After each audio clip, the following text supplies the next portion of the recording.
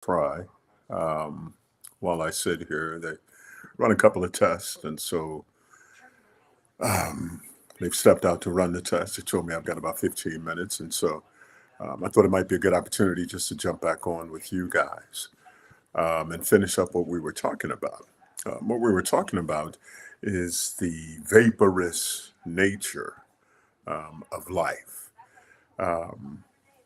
King Solomon said in Ecclesiastes, he said, the words of the preacher, the son of David, king in Jerusalem. Vanities of vanities, saith the preacher, vanity of vanities, all is vanity. What profit hath a man of all his labor which he taketh under the sun? One generation passeth away, and another generation cometh, but the earth abideth forever. And what got me thinking along this line was what happened on Monday Night Football. The cornerback for the Buffalo Bills, Damar Hamlin, tackled the wide receiver, and after tackling him, he got up, and the camera cut to another angle of the field. But apparently, immediately after getting up and adjusting his helmet, he collapsed on his back. And of course, everyone, because of the contact that's involved with football, the immediate assumption was that he had incurred a concussive hit, a blow to the head that rendered him either stunned or unconscious. And when the medical team got there, they realized he was in cardiac arrest, full cardiac arrest. And the medical team began to perform CPR on him right there on the field. His heart had stopped and he was no longer breathing. And at the sight of them performing CPR, many of his teammates, as well as players on the opposing team, burst into tears. Prayers began to go up as the realization that this was not just a matter of whether a player will be able to get up and walk it off, or if he'll be back in time, for the second half, back in time for the next contest. This was clearly a matter of life and death, and it was being played right there on the biggest stage anywhere, the NFL Monday Night Football game. Now, as we look at Ecclesiastes, it's important that we understand that the writings of Ecclesiastes come from a man with a certain perspective. When asked by God what he wanted, Solomon's request was in Second Chronicles 1 and 10. He said, give me the wisdom and knowledge to lead them properly, for who could possibly govern this great people of yours?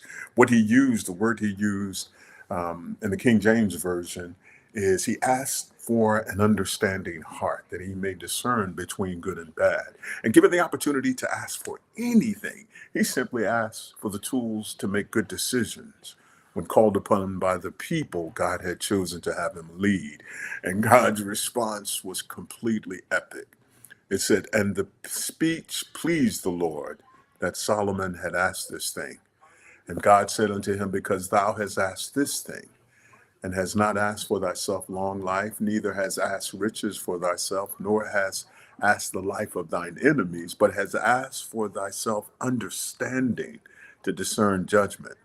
Behold, I have done according to thy words. Lo, I have given thee a wise and an understanding heart, so that there was none like thee before thee, neither after thee shall any arise like unto thee. And I have also given that which thou hast not asked, both riches and honor, so there shall not be any among the kings like unto thee all thy days. And if thou walk in my ways to keep my statutes and my commandments as thy father David did walk, then I will lengthen thy days. Exceedingly and abundantly above all that we can think of ask. That's what God does. He asks for an understanding heart, and God made him the wisest man ever, but God also made him the wealthiest man ever. Fame and fortune were his, along with the blessings God had promised on his life and his rule. But at some point, Solomon began to take himself too seriously, and as a result of his self-centeredness, he lost that all-important connection with God. God fulfilled the promises he made to Solomon, but Solomon realized that all he had garnered, the wealth, the fame, and the power, amounted pretty much to nothing.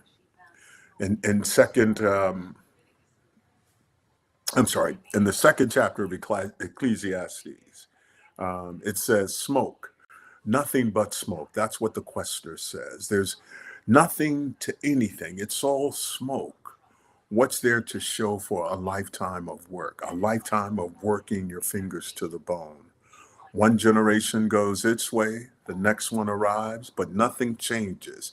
It's business as usual. And when Solomon pens these words, he's not making a declaration of what life has for everyone. He's not saying that the things that we all do amount to nothing. At this point, Solomon has realized the error of his ways, and he begins to feel remorse and a sense of loss at the deterioration of his relationship with God.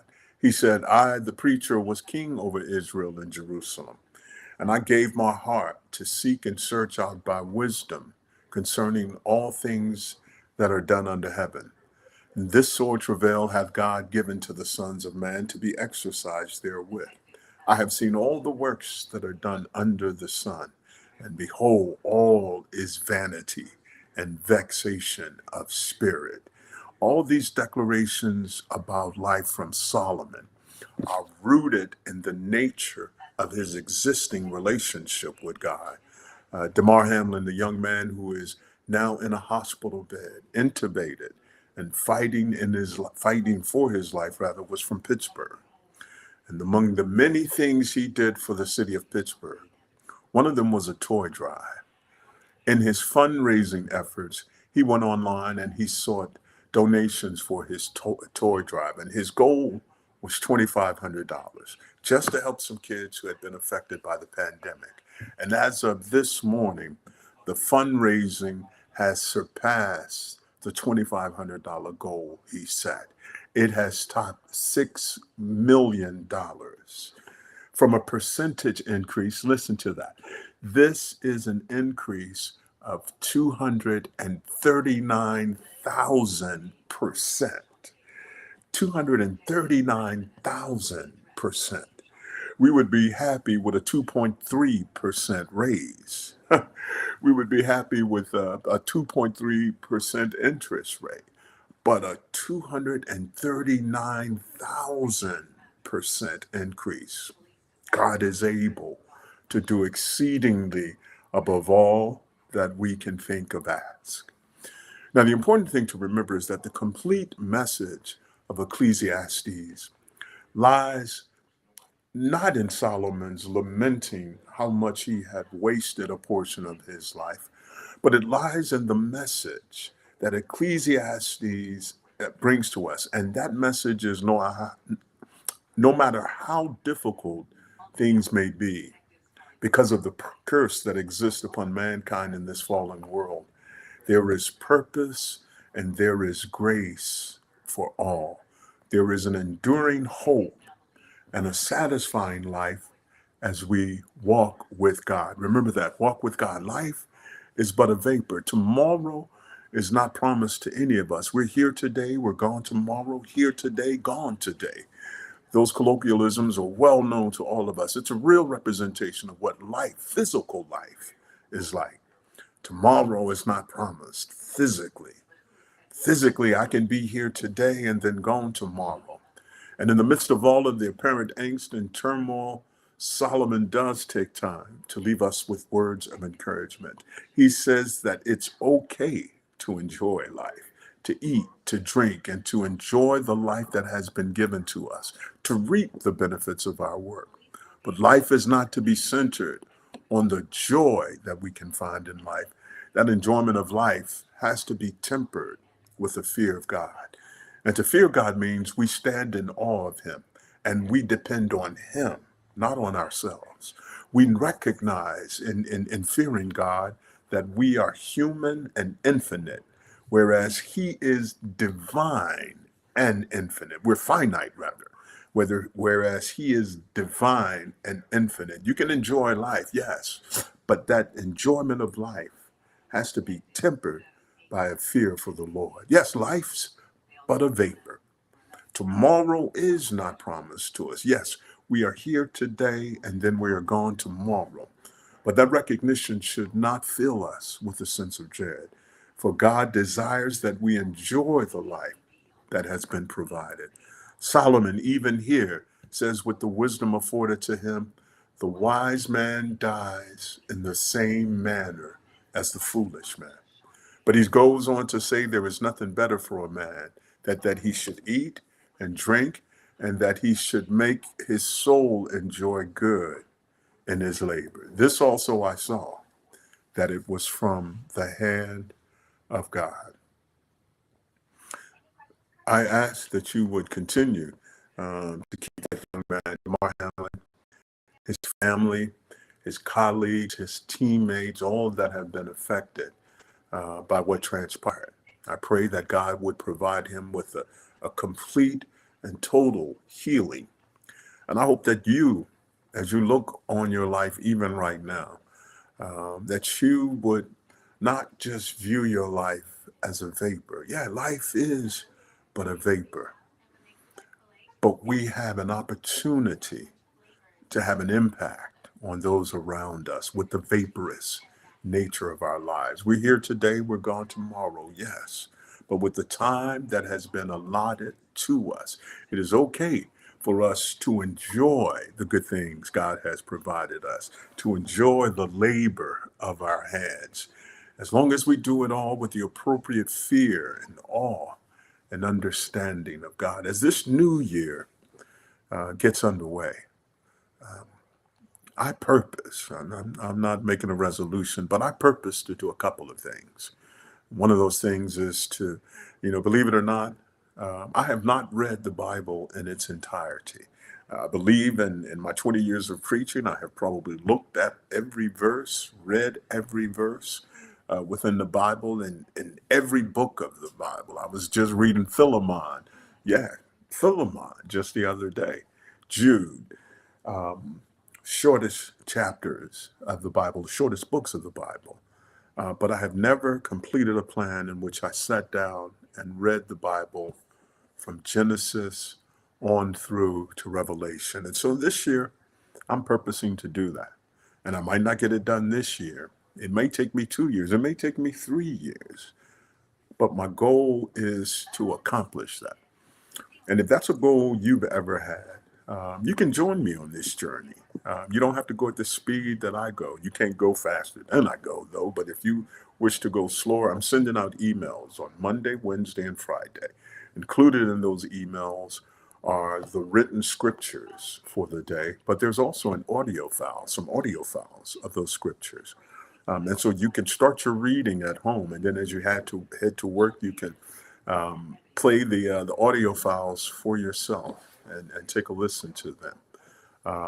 That's thing one. If you want to be included in those email distributions, please send an email to our wonderful acting church secretary, Sister Evelyn White. Her email address is fubc.secretary@gmail.com. And it is up to you. You go at the pace that is comfortable for you. The important thing is to get closer to God, to make that effort, to have a plan for getting closer to God. And then in the course of this year, just take an opportunity to enjoy the fruits of your labor. See, life is but a vapor.